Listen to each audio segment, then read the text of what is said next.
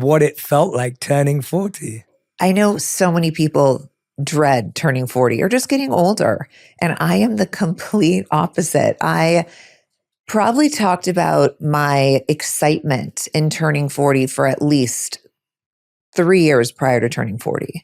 My 30s were challenging for me, as I really do think when I reflect back that they are challenging for most people. I think your 30s is that, especially for women, because that's sort of when people feel like, oh, their biological clock is ticking.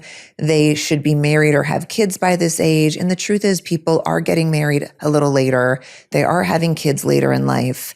And a lot of women are focusing on what their careers should be. And so they're sort of putting the family stuff on the back burner. At least that's what I've noticed. Yeah.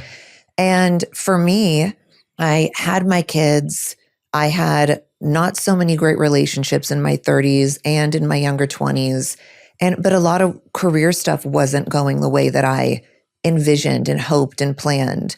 And I really just wanted to get out of my 30s. I was like, I feel good. I have my kids. Yeah. And that's my wonderful, beautiful takeaway.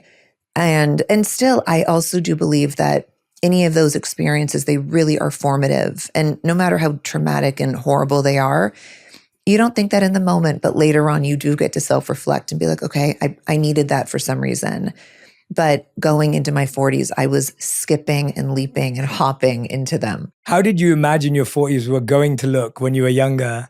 And now that you're moving into them, how close are they? How different are those visions? So I don't know if you've ever seen this meme, but it's a meme of the Golden Girls. And I think those ladies were in their 40s or early 50s when they're ushered away somewhere in Florida at, have to live together because they're so old. And then they do side by sides with like a bunch of women in their 40s now, beautiful women. And the comparison, you're like, why was I so afraid?